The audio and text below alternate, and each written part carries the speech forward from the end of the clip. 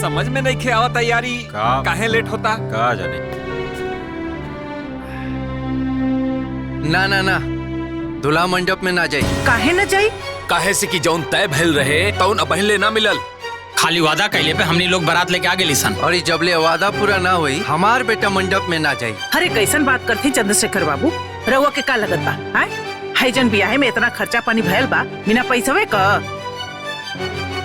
तो ऐसे हम का ना ना पहले पूरा हमार बतिया तो सुन लेही। ई कुल खाना पीना टेंट सामियाना है कुल जौन लागल बा बिना पैसवे का। अरे तो उसे हमनी से का मतलब बा?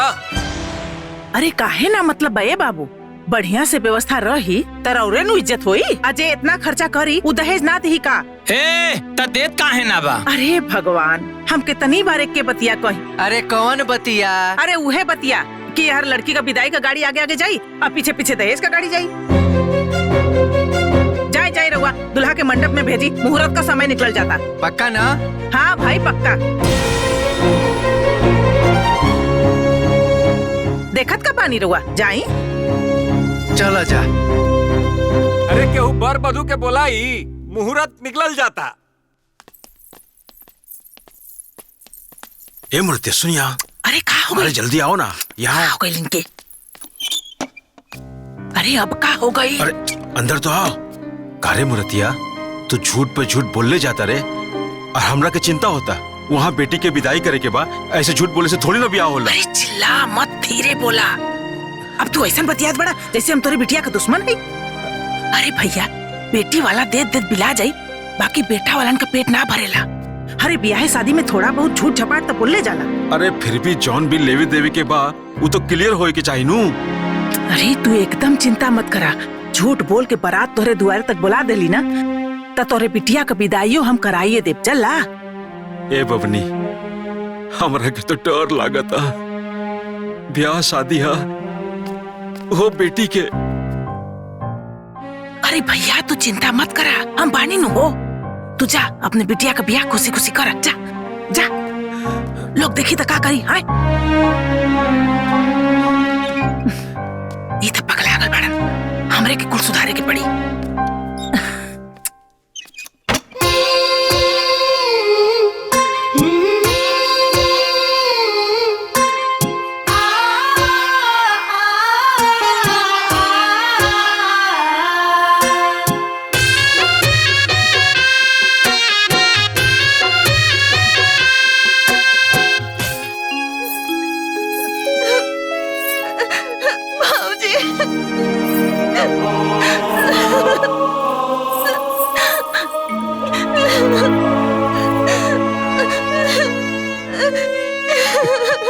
चल बुचिया,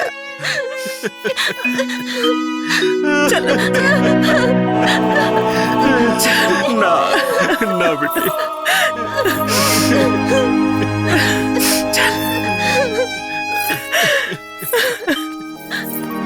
चल बुचिया।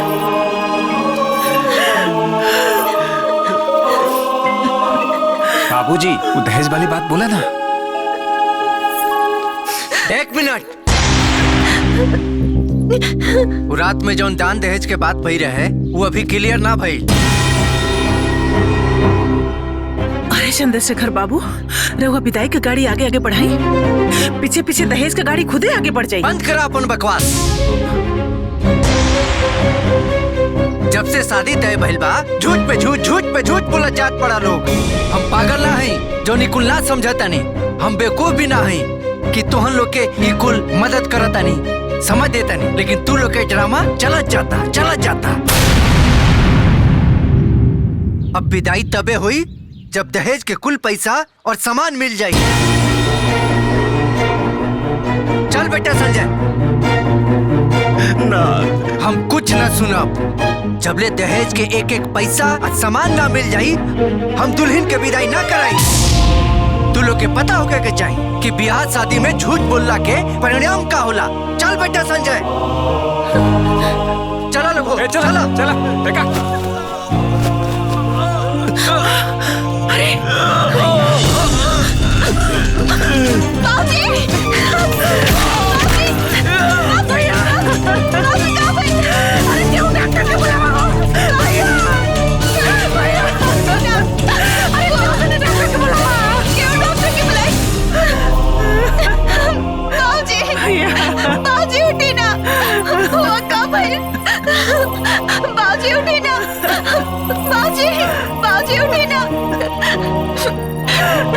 भैया भैया बाबूजी हटी ना।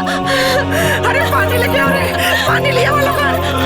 बाबूजी बाबूजी पानी लिया वालों का। बाबूजी हटी ना। भैया बाबूजी बाबूजी बाबूजी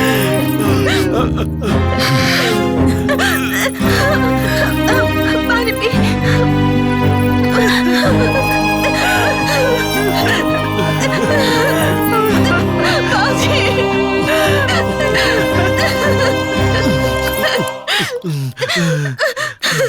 का चाहता नहीं रहुआ है कि हमरे भाई की मौत का दाग राउर कपारे पर लग जाओ? अरे करोड़ों का इज्जत लाख रुपया खातिर काहे मिट्टी में मिलावत बानी रहुआ?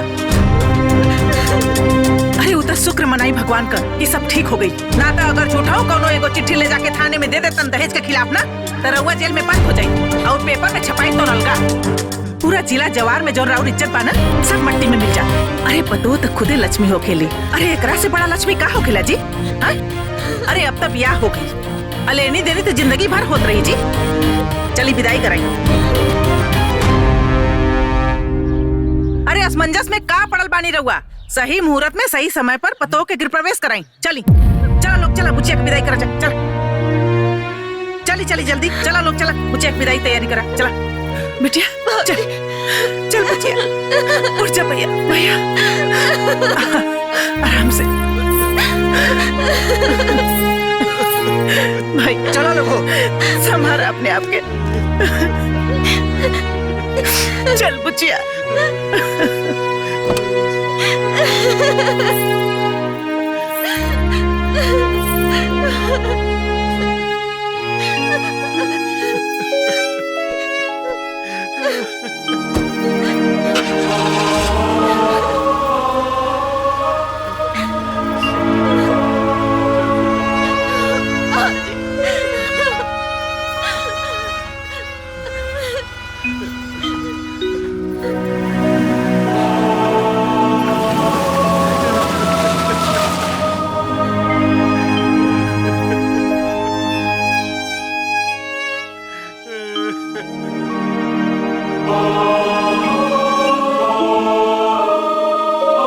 आज ओकर बौरई नहीं छुड़ावत नहीं, बतावत नहीं कि का होई।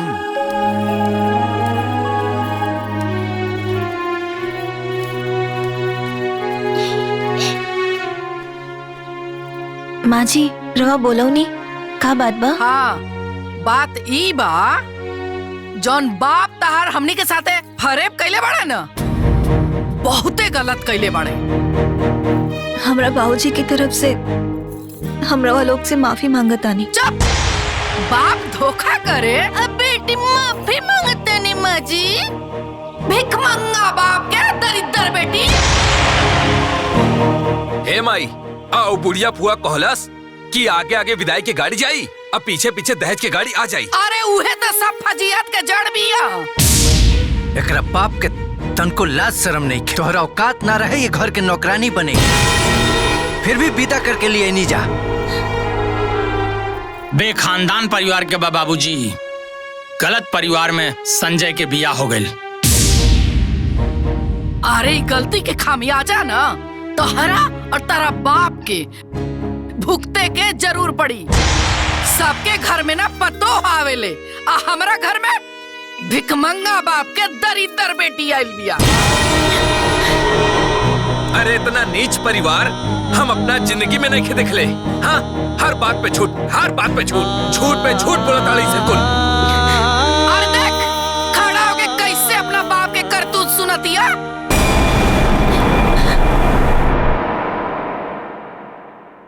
अरे कहाँ चलू? बाप के बड़ाई सुने में निमन ना लगल हा। अरे ई त अभी शुरुआत बा। कान के ठेपी खोल के बढ़िया से सुन ला। ई जौन तहर बाप हमनी के पीठ में धोखा के खंजर भोकले बड़े न, ओकर दर्द तोहरा और तहरा बाप के जीवन भर भुगते के पड़ी। समझ गइलू? चल भाग यहाँ से।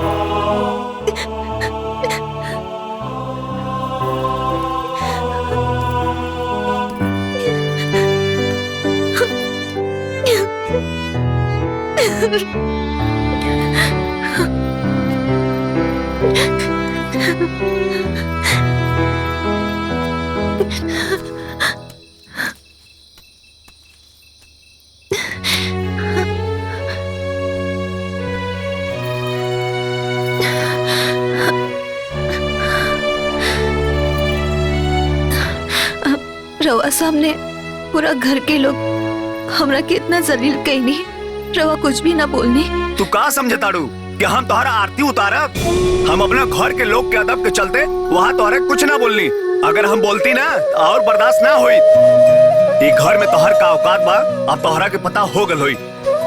हमरा से कोनो उम्मीद मत रखिया, काहे से उम्मीद रखबू तो रोए के पड़ी। सूता हम हो के सूते दा।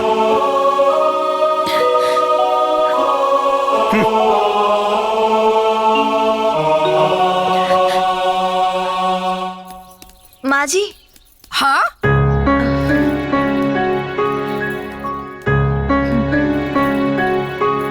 माँ जी,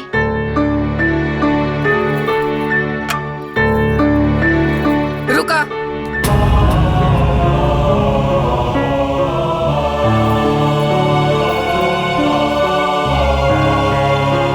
सुना, एक बात ना हमार गांठ बांध ला। हाई घंटी डोलैला से ना, भगवान के आरती देखैला से ना, तहरा राती भर भी ये घर में सुख ना मिली। अरे तहर बाप एक घर में हमारे के लक्ष्मी निकल देले, हमारा कपार पर विपद दे देले बड़े। भिखमंगा बाप के दरिद्र बेटी।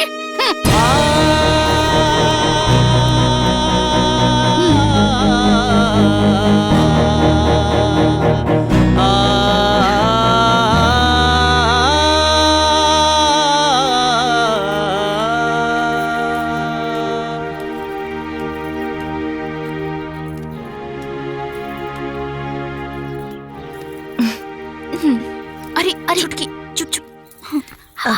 चला। ए छोटकू जाना तड़ू, तोहरा बाबूजी के ना झूठ ना बोले के चाहत रहे हो। अब का हुई ना कि तोहरा के जिंदगी भर ई घर में ताना सुने के पड़ी। एमे हमार का दोष बा दीदी? मानता नहीं, तोहार कोनो गलती नहीं खे, लेकिन बाबू माई के करनी के सजा औलादे के नु भुगते के पड़ेला। अरे सुना ना, सच बतावा, कहीं तारा के अम्मा जी के बात के बुरा लगल है का? 2 दिन की आयल कन्या के अगर अपना ससुराल से प्यार के बजाय धिक्कार मिले तो केकरा के बुरा ना लागी। सुना ना, अरे जाए दा, अब तो ब्याह करके आइए गेल बड़ू ना, तू जा। हाय देखा नाश्ता बन गेल बा, हम नाश्ता लगा देता नहीं, ठीक है? हम लगा दिखा। अरे ना ना, हम लगा देता नहीं, जा जा ना।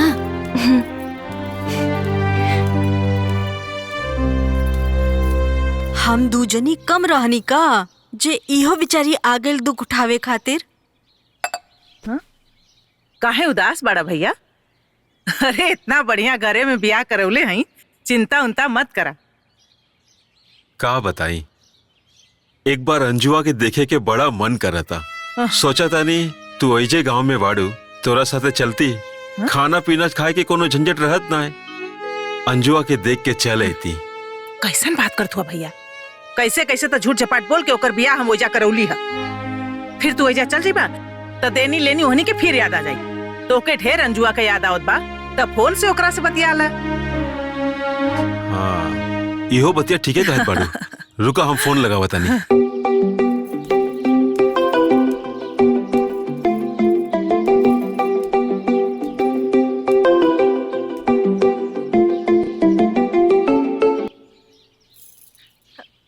हाँ बाबूजी, प्रणाम। का हाल बा? तू खुश रहा बेटिया, सुखी रहा। सब ठीक बा बेटिया? तोहारी चहकत आवाज सुन के मन प्रसन्न हो गईल। तू कैसन बाड़ू बेटिया? एकदम बढ़िया बाबूजी। अरे देखला, अरे इतना बढ़िया घरे ब्याह करौले बाड़ी, कैसे ना बढ़िया रही। हाँ? प्रणाम बुआ जी। खुश रहा बुचिया, खुश रहा। ए बेटिया, तोहरा साथे घर में सब लोग अच्छा से बात विचार व्यवहार रखेला नु? हाँ बाबूजी, सबके बहुत बढ़िया से व्यवहार करेला हमरा साथे। कहा भैया, कले रही ना कि ब्याह के बाद सब ठीक हो जाला। हाँ बाबूजी, और तबियत ठीक बा ना? अरे बेटिया का कहीं, काले डॉक्टर आयल रहलन ना, बीपी ऊपी चेक कैलन हा, कहलन सब ठीक बा, बाकी तनी मनी गोड़वा झंझनाते रहेला। बाकी तो चिंता मत करा, दवाई देले बाड़े हम खाए एकदम ठीक हो जाए। ठीक बा, अपन ख्याल रखिए। और बुआ रवा कब आइब? अरे आइब रे बुचिया, आइब न तो जाइब कहाँ, हमरो गौवा उहे नु बा। हाँ तू अपन ख्याल रखिए, तनको चिंता मत करिए। हाँ खुशी खुशी रहिए। हाँ ठीक बा बुआ, प्रणाम। अच्छा बाबूजी प्रणाम। खुश रह खुश रह। ला भैया चाय पिया।